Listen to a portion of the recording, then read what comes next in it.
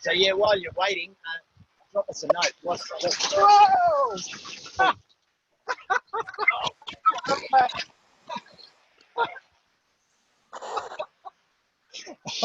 Okay. We may be delayed a moment.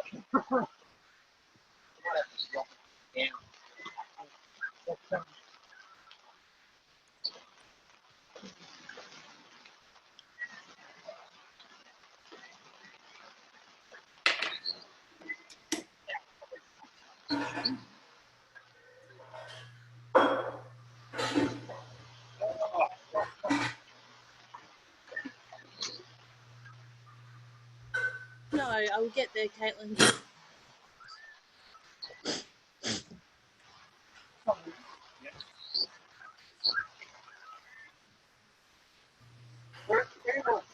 Any more cakes?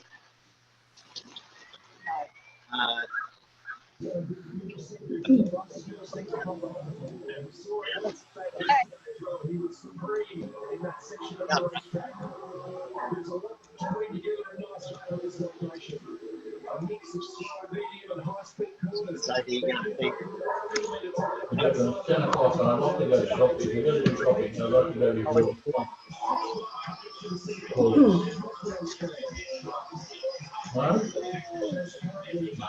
What? That was okay. This is what you call live, uncut version. When you know what happens, it will. But anyway, we're here and all's well. And as I was about to say, before we got smacked with water, type in where you're coming to us from, which part of the country, because it is online, and we know that it's not just people of Randwick. But if you are in Randwick, let us know. If you're in Sydney, Melbourne, hopefully there's Wandon. Hey, hello Wandon, the Wandon Valley. Bondi, yes. So, Julian, I'll just. Western Australia. Hello WA, hello Brisbane. I'm just trying Julian's notes here. We will prevail. Don't worry, we're unfazed. We wouldn't be here on a Sunday if we didn't have our heart in it. So let's go, hey? What do you reckon? Yeah, What's the worst thing about wearing glasses? Nah, you're gonna sneeze it. Yeah. No, we'll go with it just like this. We've got good people from Perth here. Hello, Perth. Hello, Perth. Oh, let's kick off. Okay. Here we are in the rain. Welcome to Making Hot Compost with Costa And Julian. As part of Randwick Council's Eco Living Festival. Yeah, we'll keep an eye on the roof as we go. Also, a really big welcome from Randwick Council's Mayor, Danny Said. I'm here today with my colleague Jill, who's behind the camera. Thank you very much. And some other colleagues in the Zoom world who we'll be able to chat to. Of course, Costa and myself. I'd really like to acknowledge that the people in Randwick City are meeting on the land of the Gadigal and Bidjigal people who occupy the Sydney coast and are the traditional owners. But also I'd like to acknowledge that you are on the traditional, acknowledge the traditional owners of the land where you are coming from today. I'd also like to acknowledge and pay my respects to the elders, both past and present, and to the Aboriginal people in attendance today. If you want to ask some questions, please feel free to do it on the chat, and at appropriate times, like be able to squeeze and see it on the chat there and get in there. But we are wanting this to be a bit interactive, go back and forth, have a bit of fun, and let's get stuck into some hot composting. Couldn't have got off to a bad start. Yeah. I can't wait to see that blooper. I hope it was all caught on film. As the marquee just dumped about 40 litres of water on us. Anyway, here we go. So, awesome, Costa. So I guess, first of all, we wanted to talk a little bit about what is hot composting and different ways of looking after our food waste, because food waste is a big problem. Yeah, and this is the opportunity.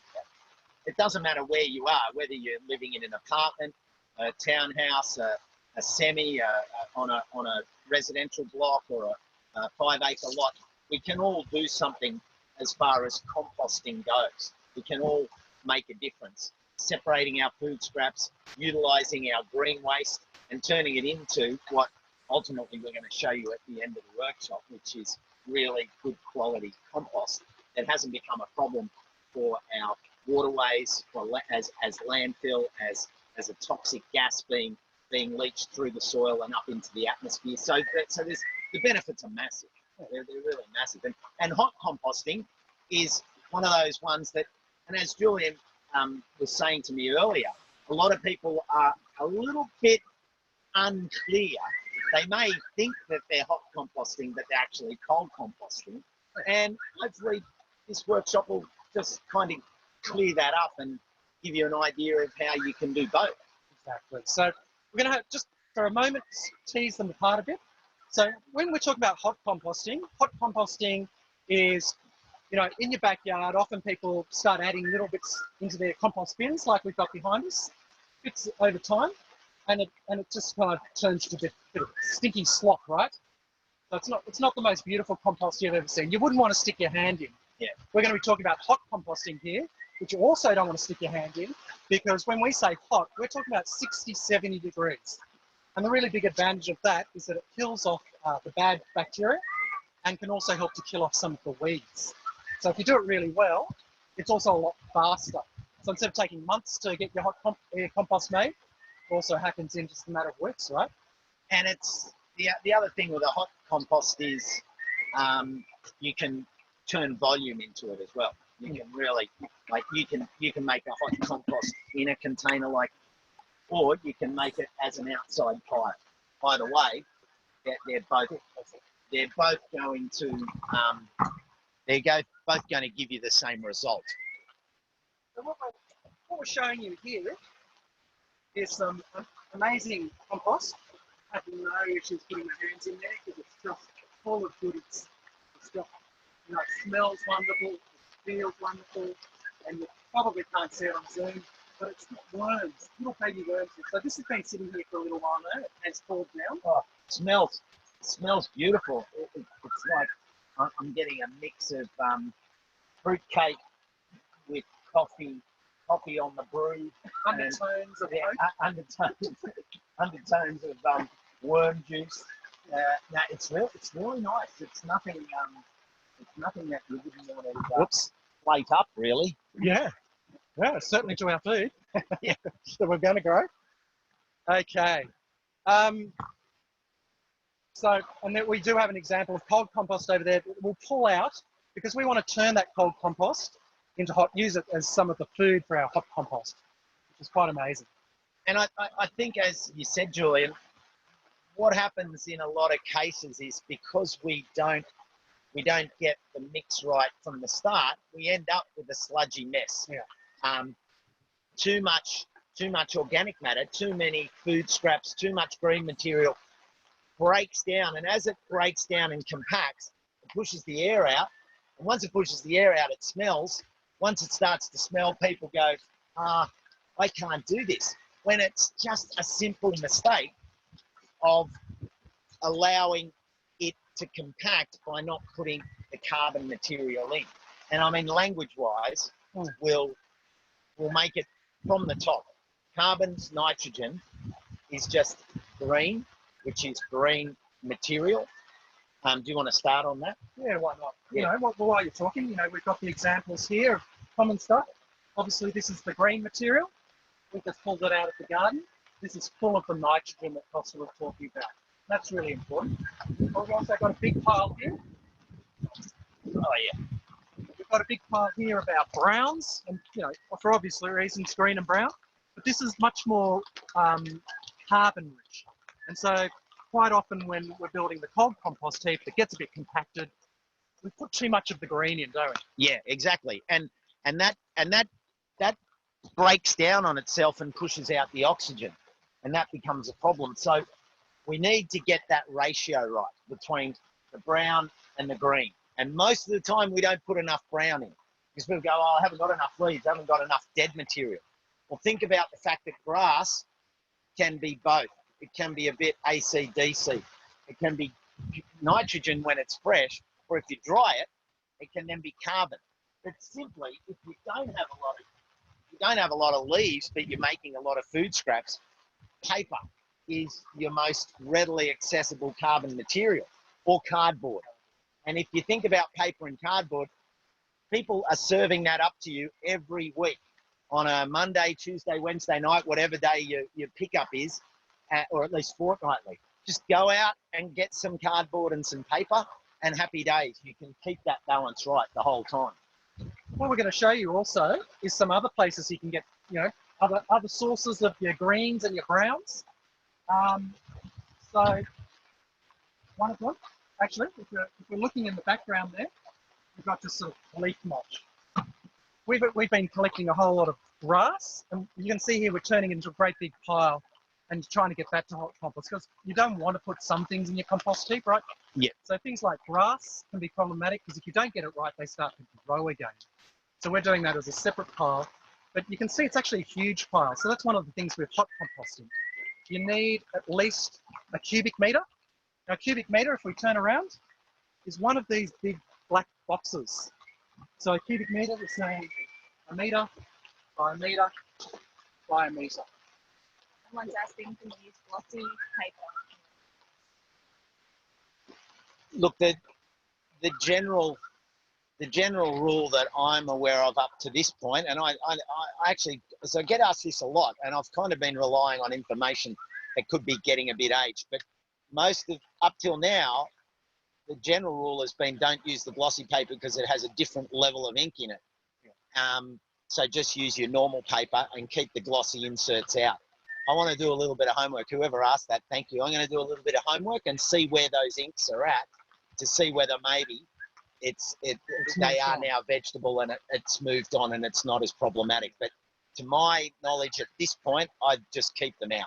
And there's enough of your regular newspaper and Cardboard. Yeah. So the reason why we've got to go so big is because you need enough volume there, enough mass to get really hot inside. The outside actually does sort of insulate the inside. Yeah, I was saying to Julian the other day, a little earlier, when you talk about this volume of material, it can generate and does generate anything up to, well, some can generate even over 100. You don't want it to get super hot, because that'll just burn everything down, and you'll go from a cubic meter to, you know, maybe a third, if not less. But I've been on permaculture design courses where we actually make a 2 cubic meter pile. So I'm 2 meters. So 2 meters by 2 meters by 2 meters. And we have 4 star pickets in there, and we run high density poly pipe and then run the water through that. And that creates enough hot water with that 100 meters of pipe bound in there to give everyone hot showers for 10 days to 2 weeks. So this is the sort of intensity of heat that you can generate in a hot compost pile. Absolutely, yeah. Which is exciting. It's really exciting. And that's what produces such beautiful compost, isn't it? That heat. Because it's actually different bacteria, different bugs in the soil that can survive that heat. And they process all the food really quickly. It's beautiful. Yeah. Okay, so let's have a little look at some other sources. We're really excited here at the Randwick Sustainability Hub, because I'm sure a lot of us drink coffee. And so there's been question marks around, what do you do with all this coffee? And so there's a great Eastern Suburbs social enterprise that not only do they sell the coffee, great coffee, but they come back and they collect it from the cafes that they've sold it to. And here at the Randwick Sustainability Hub, we're one of the places that collects it, and we process it into the compost to then grow more food. Closing the loop. Beautiful. So despite the fact that this is brown in colour, it's actually considered a green. It's actually very high in nitrogen. So it's a really great nitrogen source. Just to mess with you. So we're trying to make it, just when we're trying to make it easy for you, you just throw that little googly in, just to make sure you're listening. No blanket rules in there. No blanket rules, otherwise it's too boring. This is kind of cool too. This is the coffee husks. Someone's asking if you can put too much coffee in. Look, with the hot composting. Balance. Yeah. Balance like anything. diversity. Yeah. Or, you know, a whole range of different things, because they're all providing different things to the soil bacteria, right? Yeah, and I mean, if you just put 4 or 5 buckets of that in it, the problem most of the time is we create these layers which can become anaerobic because they haven't been mixed. So yes, balance. Totally, I agree. Absolutely. So, a bit earlier, should we start lasagna? Yeah. Yeah. A bit early because, you know, we talk about balance, but also air. So this is a lot of the big bulk. This is brown. You can see how it's not dense. It's not going to pack down like those coffee grounds. What's really good? So, what do you reckon, Costa? Should we start making? Get started. Yeah, Yeah. what do you reckon, everyone? Let's get started. Any Right. questions along the way, let us know. This is a great opportunity to ask questions now, because we'll be sort of bit Hard at it. hands-on. Yeah. So, Phil, maybe if you go back a tiny bit and so we've got and just see if there's questions coming in. Okay. We'll try and answer them while we're building, yeah? Exactly. Okay. So what do you reckon? So inside, what's that? Not while it's hot, but at some point it's all being, it cools back down, and they'll. Yeah, that's right, because the temperature will drop, and once it drops down, you'll see them start to come up. Yeah. Because they know where there's a feed. So that's actually a really, that's a good point to mention. So this compost heap is direct on the ground. We haven't got it on a concrete base, because we actually want that living organisms to be able to come up and down, for rain to be able to go up and down. But what we don't want, we don't like the rats. It really turns people off composting. So we've just got a bit of mesh here, and you can put that underneath. The worms can still go up and down, but it keeps the rats out. And you know, I sort of stress that point at any compost discussion, because you've got to remember that in making compost, you're part of a community, and you don't want to create barriers and offend, or let alone create an opportunity for someone to jump on and then everyone pile on and say, oh, this is bringing this into our community. And you know, if people see rats running up and down, once you've got the mesh, they can't get in, they don't hang around. And it's really important. Don't underestimate what Julian just showed you, because that's the first step. Make sure it's vermin proof so that you don't become a magnet for division in the community. Yeah, absolutely. And that's an interesting thing there, because that sort of speaks to the point of where do you locate your compost heap. And typically, I reckon a lot of people think, let's put it in the far corner, right? And in a way, that's what's happened here too. We put it out of the way, but we're just about to locate it right in the middle of our orchard, because we're there, we're working in it. It means we keep an eye on it. Things like rats are much less likely because we're turning it over. Because one of the things is we want to keep turning it. And it also means that we're going to use it, get it back into the garden, growing more fabulous food. And that asking a good compost bin for balcony. What's a good size? For balconies, you know, we did a great story recently where, and I can put up onto this link when I go home later, a link to the story, but you can actually compost in these buckets, and you could stack 2 of them and have some holes in the bottom so that it leaches down into a second one, and then you can take that juice out because you don't want it in there. But you can do that. And the thing with being on a balcony means that you actually don't have too much, because you don't need a cubic meter on a balcony or a rooftop, but you mature that much compost, which you can apply to your pots as you need them. Otherwise, you know, you can make it up there and take it downstairs or share it with someone. But yeah, containers like this are perfectly good for doing it on a balcony. And when back can you do hot composting in a tumbler compost bag? I can never turn them. I'm not strong enough.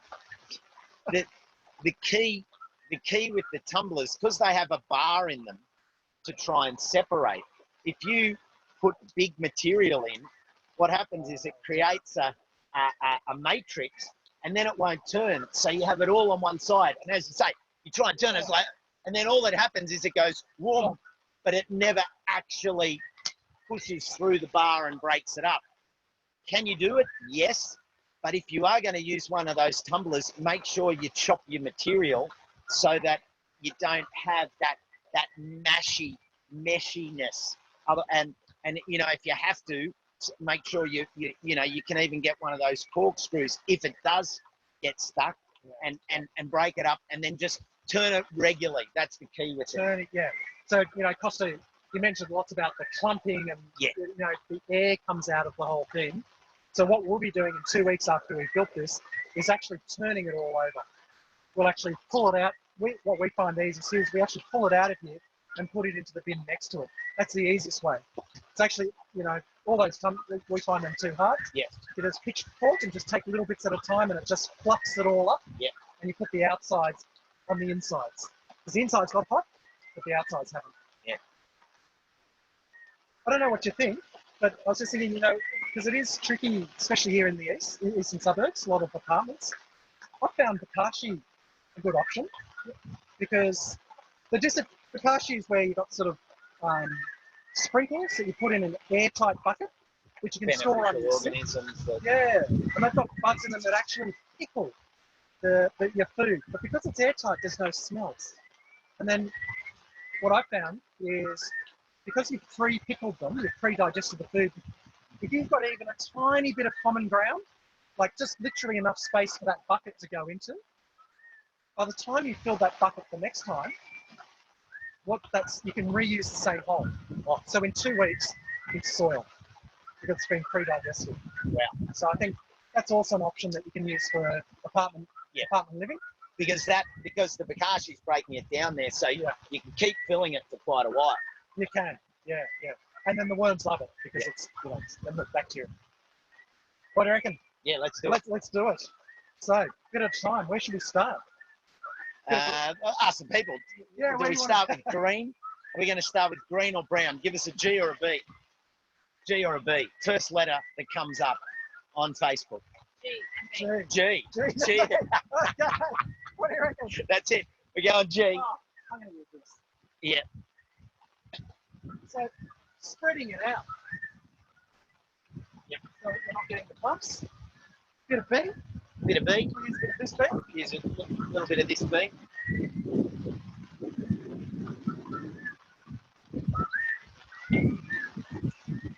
Now, if it weren't pouring the rain, we would have a hose running. Yeah. Keep it moist. Okay, a bit more G. Yeah, a bit more G. You want to do the honours? Oh, I gave you the heavy one. That's all right.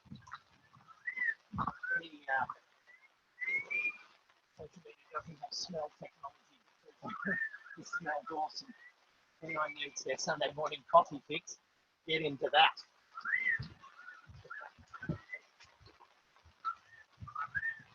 This is also a really awesome activity to do with the whole family. Get the kids involved. It's unreal.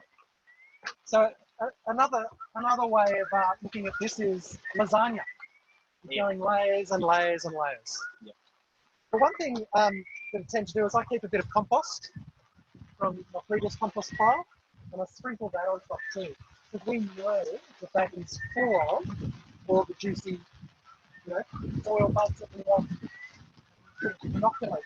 This is, think of it, for all of you foodies out there, think of this as like that mother stock, the classic Chinese stocks that are up to 400 and 500 years old. Or if you're in Italy, if you're Italian, it's like the vinegar, the vinegar that they make, the balsamic, and they have the stock of that can be 400 or 500 years old. That compost of yours was, you know, 400 or 500 days old. Look at that. First of its generation. There we go. What's next? Oh, a bit of newspaper. yes. What do you reckon? There we go. Now, this brings me to an absolute joyful part of adding newspaper as your carbon wrap. Now, in order to add aeration, what I have created is a thing called the carbon copy dance. And I'll go around this side so I've got room.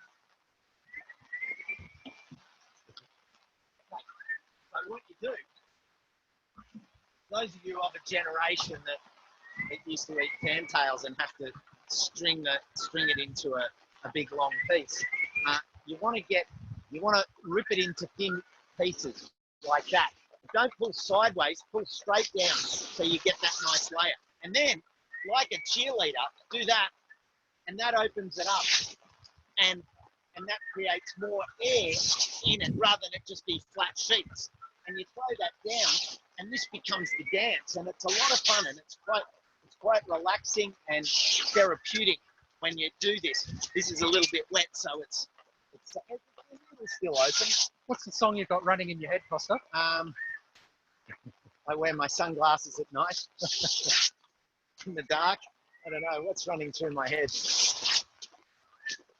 Oh, you know what I heard yesterday? Midnight Oil's new song. Yeah. Welcome to Gadigal Land. Ah, Yeah, it's great, given that we're on Gadigal Land. exactly. It's real.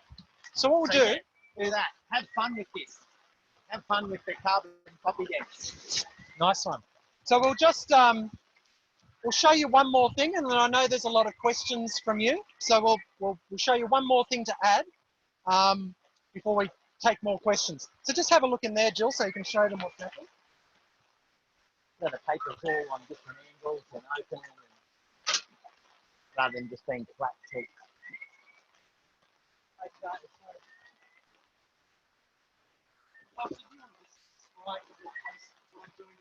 Yes.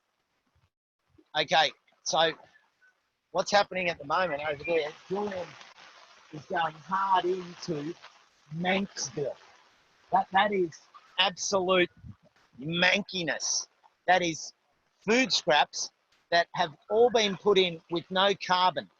So it's just, that's rich. It's awful. Look at that. Oh, yes.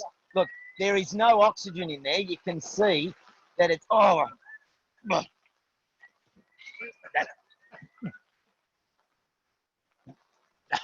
that seriously gets right into the back of the throat.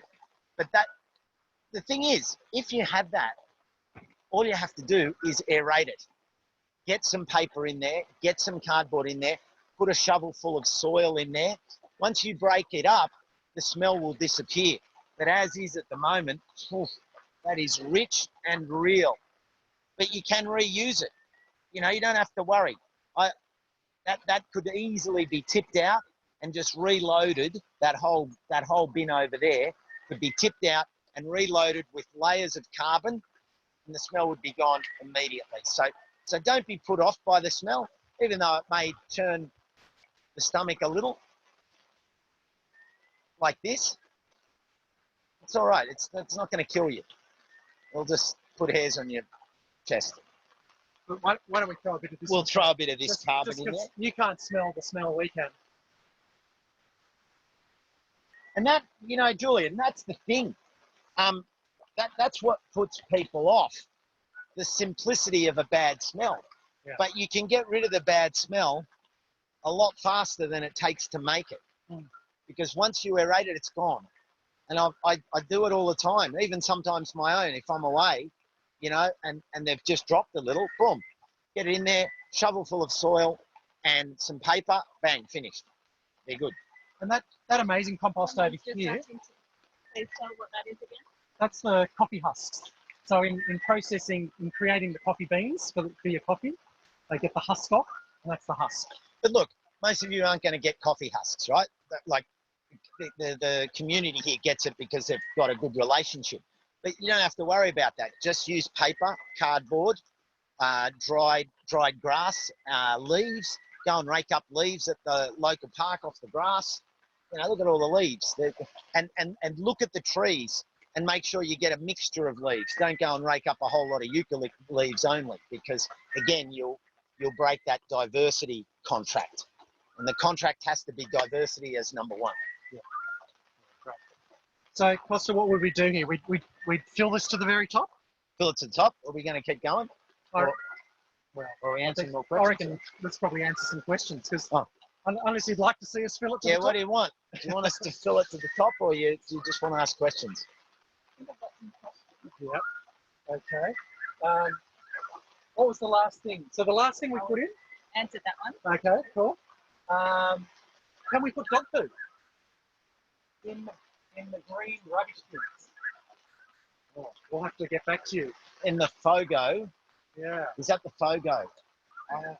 I think you can. Yeah, you can put dog poo in okay. Fogo. Yep. Can put Kitty litter. and kitty litter.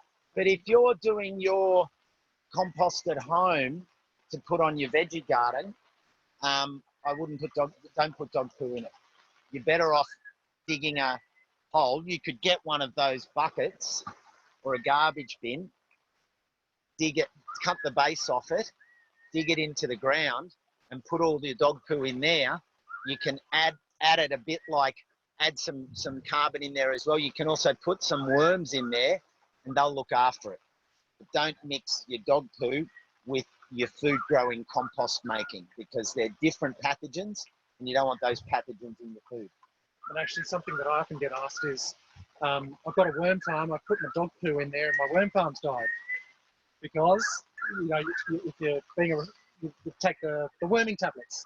Worming tablets kill worms. There we go. Yeah. Goodbye, It's worm kind farm. of like, it's the same with horse manure. Never put horse manure in a worm farm, and always stand your horse manure to break down just in a pile before you use it on your garden, because they too get regular injections and tablets for all sorts of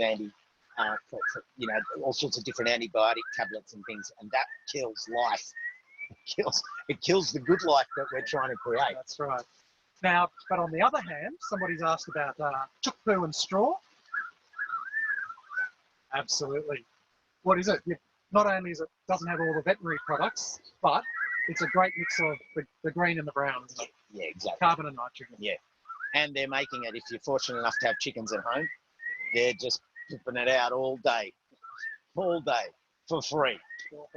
And of course, you know, we mentioned earlier that rotating, you know, we find them a little bit hard, or you've got to be careful, but of course some of you people have great success with them. Totally. Go with what works for you. Yeah, I was driving around I wasn't driving around. A friend of mine was taking his regular Sunday morning walk, and he said there's a compost bin on a street council pickup, and it was one of the ones that you don't turn like that. It was more the vertical one that and they can be really hard to turn, the ones that sit like this, because all the weight is down, and you just got to turn them regularly. That's the key. Otherwise, if you get sludgerama, it's very hard to break the sludge up. Now I'm looking through here. There was a question about pH. Yeah. And I guess my approach to that is that you can absolutely get technical, but I think if we go back to diversity, you know, if you put a wide range of different things in, then the pH will sort itself out. Yeah. Yeah. Yeah, definitely. I mean, the microbes, part of their job in breaking material down is that they will drag it to a comfortable pH level. Organic matter is the most. It may be slow, but it's your best way of dealing with it. Any other amendments and things have to be balanced very carefully, because they still take time, but they can also make extremes. So yeah, if you just keep the balance out, like I said before, don't put a whole lot of eucalyptus leaves in. Mix that up. Don't put a whole lot of coffee grounds in. Just, if you put this much of one thing, put the same amount of something else. So to make this a bit easy, I'm just going to hold this up here. So we can, okay. Now, meat, onion, bones, all those things. What's your thoughts on that? Look, what sort of an analogy I can make here? Well, first of all, if you are going to put that in, you definitely have to make sure you have your mesh. What I recommend is, if you do have some meat leftovers,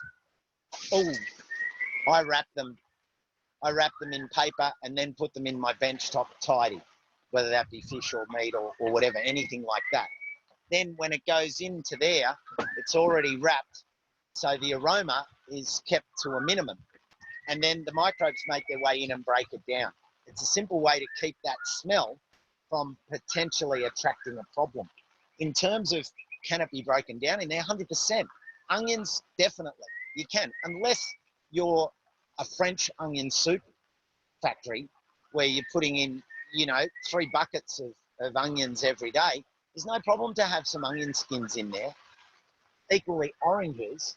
If you're juicing for a family of 5 and you're juicing 12 or 14 oranges a day, well, that can become a problem because it's a lot.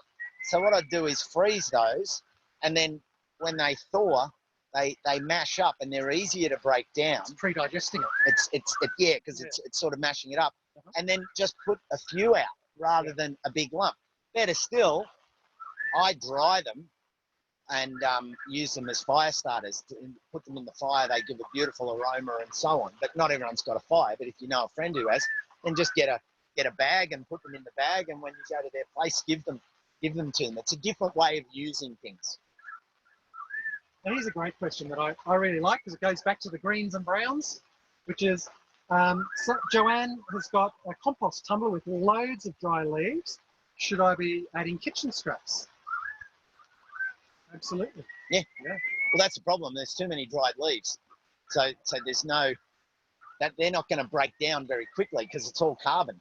You need, as Julian illustrated here, you need the nitrogen in there to get that breakdown going on.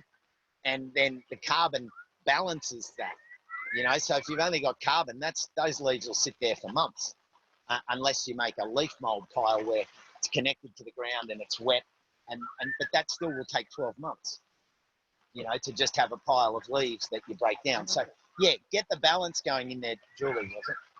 Joanne, get the balance in there, Joe. Because we're feeding different things, aren't we? Yeah. If we're just feeding the brown, it's not enough food. Mm. Yeah. Okay, okay, a bit more on the pest control, but we're talking more bugs, slugs, cockroaches, those sorts of things. I don't know if anyone saw, there was an article on the ABC yesterday where there's a factory in China that churns through thousands of cubic meters of food waste a day, where they crush it up and then they dribble it out, and there's cockroaches that eat it. So just think, all those bugs that are in there are decomposers. And we've got to break down our perception that these other bugs are scary. They're not. Too many cockroaches generally means it's too damp, right? Sorry, too dry. They like the heat, right? So they're not going to stay around if it's the proper moisture. Some of them might, but not many. They'll be there because it's dry, okay? So that's a clue. But slaters and millipedes and all those other things, they're just part of the life cycle. And let them be. Don't worry about them. They're not going to hurt you. And they won't come at the beginning. In the first few weeks when it's really hot, it'll be too hot for them. They'll only come in after it's started to cool down, which is actually, and even not so much, because the cockroaches are really only going to get into it if there's undigested food. So if you're doing a real hot compost, if it's really hot and you're digesting it and turning it around, come closer in, Jill. Jill, our full camera person, she's in the rain. Here we go. Costa's going to show us. So, now this is a simple sieve that I made up just with the leftovers from the mesh that I used to seal the base of the compost bin. And this is just 2 nursery trays. As Julian said earlier, don't worry about the chunks. If you're putting that out in your garden, that's fine. There's lots of microbes and beneficial bacteria in that broken down twig. And look, there's worms here. I'm trying to see what other things we can find. But the main thing is, if you, oh, hang on, I can't show you. I know, save that. Where's the lid for that? Just behind you. Yeah, let's do that. If I do this, the idea of sieving it is more so that you can if you wanted to add it to your pots, and these chunks were too big to add to your pot plants, or if you wanted to make a potting mix, and you want to add some finer material to your potting mix, or you wanted to grow make a seed raising mix, and big chunks of wood chip and that aren't necessarily worthwhile. Well, look at what it can become.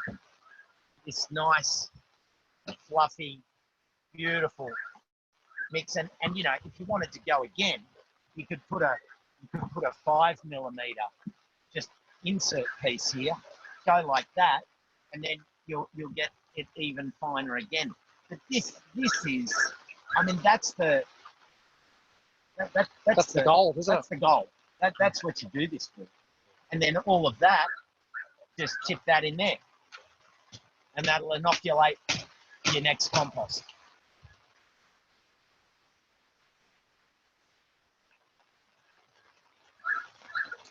So let's see.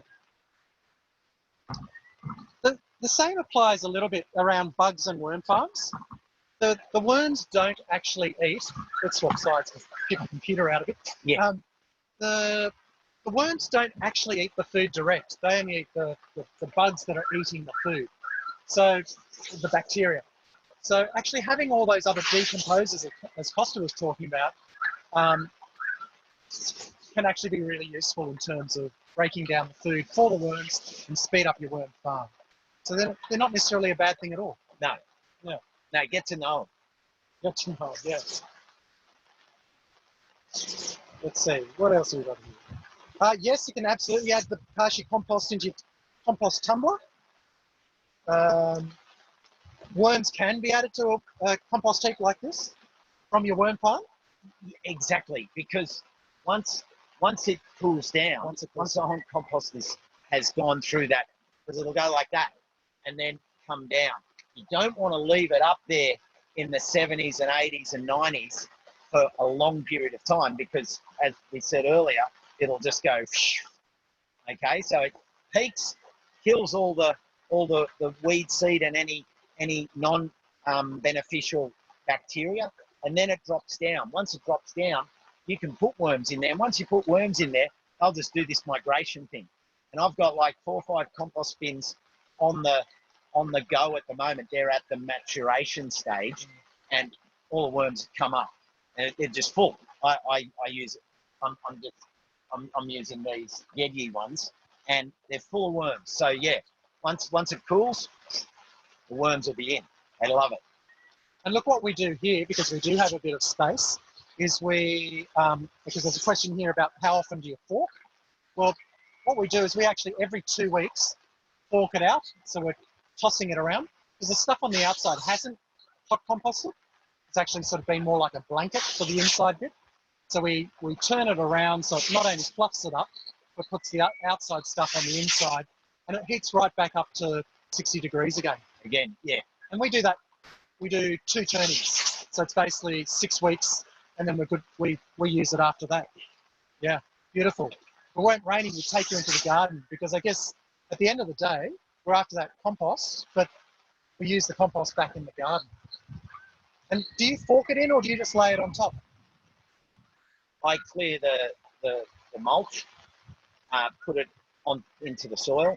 You can fork it, or just put it underneath the mulch and the mulch back on top. Be wary of not just laying it on the top of the surface, because all of those beneficial microbes, you want to get them into your organic layer so that you start to have this natural composting going on, and you build your organic layer, which becomes your water tank. Yeah. And oh, did that go down your back? Oh, sorry, we're looking beyond the camera at. Let's stand back a bit so Jill can come in a little bit. Oh, Jill's just gone. 3 cheers for Jill. Hooray. That's all right. So I guess the other thing though is that, you know what, because a lot of people we've been trained to see a beautifully tilled brown soil as being, like perfect. And so I guess I sort of wanted to put in there that you want to get it under the mulch, because you don't want to kill off the beautiful compost. you also want to minimize the disturbance to the soil. So you don't want to dig really deep. You just want to, like you were saying, just get it incorporated a little just bit. break it up over the top. Yeah, because there's a whole seeding mass of life under the soil, and you want to keep them happy. Yeah, it's all the mycorrhizal fungi and hyphae. Once you start to get into the soil web of life, and you start to learn about what's going on with the breakdown, the more you'll understand that successful, not just gardening, but growing, is about growing the soil. And as you grow the soil and you have those beneficial mycorrhizal fungi, they're the ones that actually deliver the minerals and nutrients to the plants through these incredible relationships. There's deals going on there that make the car park deal again. It's serious deals saying, right, well, you bring me sugars down from the tree and we'll give you minerals and water if you swap us and trade. And, you know, there's all sorts of high fives and things going on. And the more I get to understand it, the more I'm totally entranced by it. And when you can start to realize, or when you realize that you can add to that by doing this, Supercharging. it is supercharging. Yeah. And so here at the Randwick Sustainability Hub, over in the permaculture garden, we're practicing regenerative agriculture. And so we don't till the soil, and we don't use any fertilizers, any herbicides, any chemicals, organic or not, at all. And what we do though is have huge plant diversity to feed those mycorrhizal fungi and the bacteria, and compost, and keep the soil covered.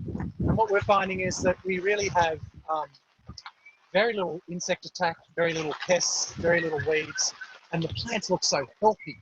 So we're not doing all that maintenance because of the compost. So we can't speak, you know, more highly of using hot compost or compost. And speaking highly, for those of you, and I know there's lots of people from around the country here who wouldn't know the permaculture interpretive garden here at the Randwick Sustainability Hub.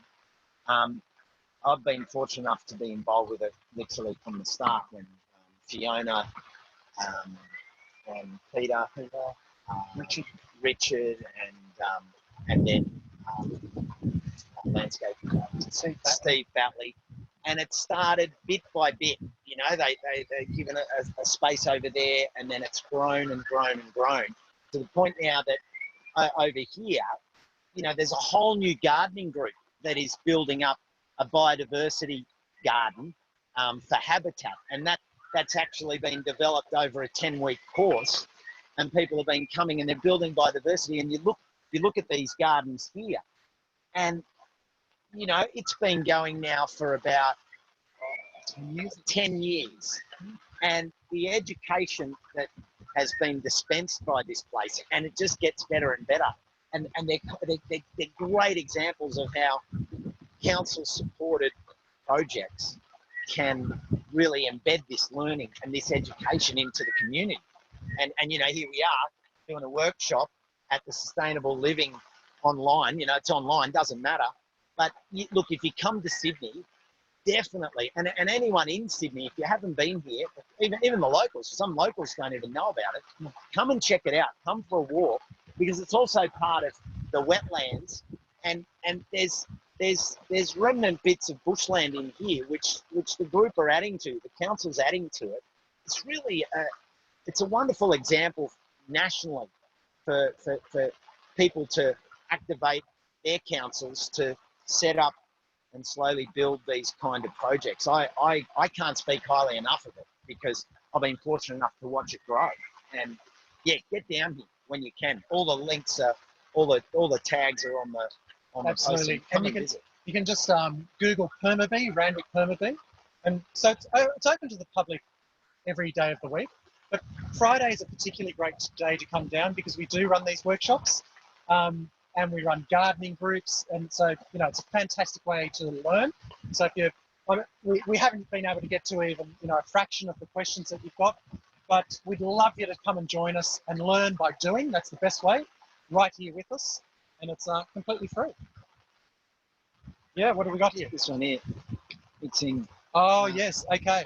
So, Um, yeah, I guess the issue is, you know, if we're getting a pitchfork and mixing this around, we're destroying our mesh on the bottom.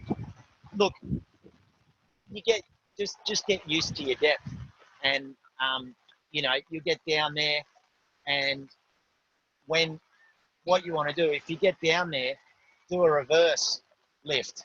Don't go down and then lift. Go down, and if you feel like you're close to the bottom, go in reverse, and that way you won't actually go in under the thing. So it's like, and lift gently at the bottom. And but the idea is with using those tools, it's not about going all the way to the bottom and trying to lift right up. It's actually down a bit, lift, down a bit, lift, down a bit, lift, and then go somewhere else. Down a bit, lift, down a bit, lift, and you create these tubes of oxygen aerated. Well, they're like shafts, and then do it again and again, and bang, you're done. So you don't have to go the hero shot. It's not about the hero shot. I want to go right down the bottom and try and lift it. You'll hurt your back. Don't worry about that. Just go down about that much. I think we've got a compost playlist coming up. Another song, Down and Lift. Yeah, down and lift, down and lift, down and lift. With the Okay. straight back. So, look, community events, absolutely. Look, I'd recommend Grow It Local. What a fabulous new platform. 100%. And they've got a Grow It Local festival running now right through till the 30th of November. Every weekend. Today, if you look up on their website, last weekend, funnily enough, I was doing a compost workshop with them.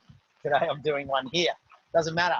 Compost is everywhere. We've got more compost, the better. Yeah, exactly. So they're a wonderful group, and they're like this. We can be national on a day like today.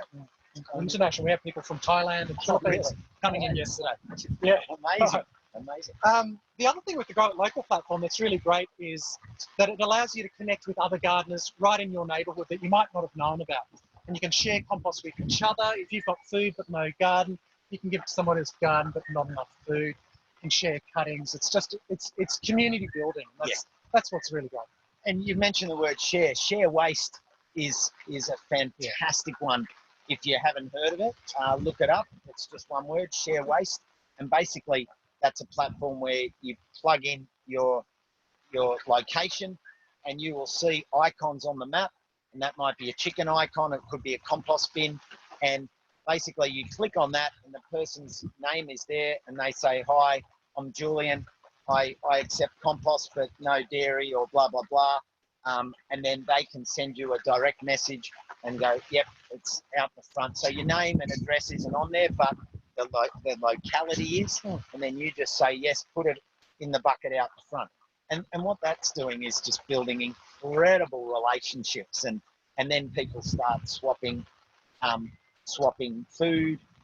They start sharing compost, and you can either be a compost host. The battery's done. Oh, battery dying. You can either be a compost host where you accept compost, or you just be a compost donator. And so to the person who mentioned about composting on a balcony, even if you're not ready to compost, you can still separate your food scraps and take them to someone nearby who wants it. It's a resource, you know. I'm collecting from about 10 houses in my street and one commercial arrangement, so I'm getting about 100 to 150 kilos a week, which is a lot. So remember, if you do join a share waste, you have to have the system. And you know, the other thing, Julian, that I was going to say, like with a hot compost, you build that up, but then you're not adding to it once it's done. Yeah. With a bin like that, you know, your standard 200 or it's 150, or that one there's a 400, I think. But anyway, remember that if you've got one bin, once it's full, it needs that 10 weeks or so to break down. So ideally, if you've got one, why stop? You really need two, because then you have one that's maturing and one that you're filling.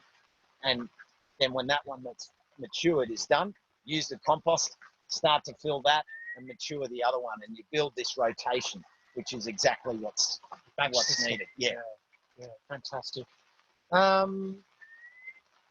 Okay, more questions. Well, there's there's just tons of like Butte, people being really inspired to get going. Thanks for the dance tips, Costa. Absolutely. How do you bring the temperature down? You just wait. Yeah. It'll come down naturally when it's all digested in there. Yeah. Those bacteria will run out of food for them. Will fall down. That's why we toss it.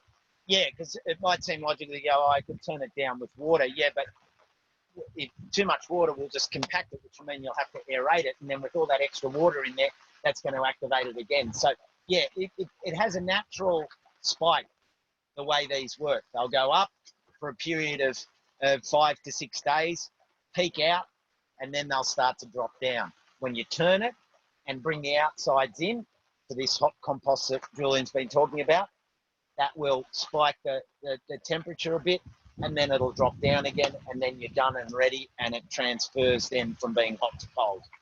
There were so many questions about the nitty gritty here. Yeah, I love nitty gritty. Okay, so do we need sun on the compost?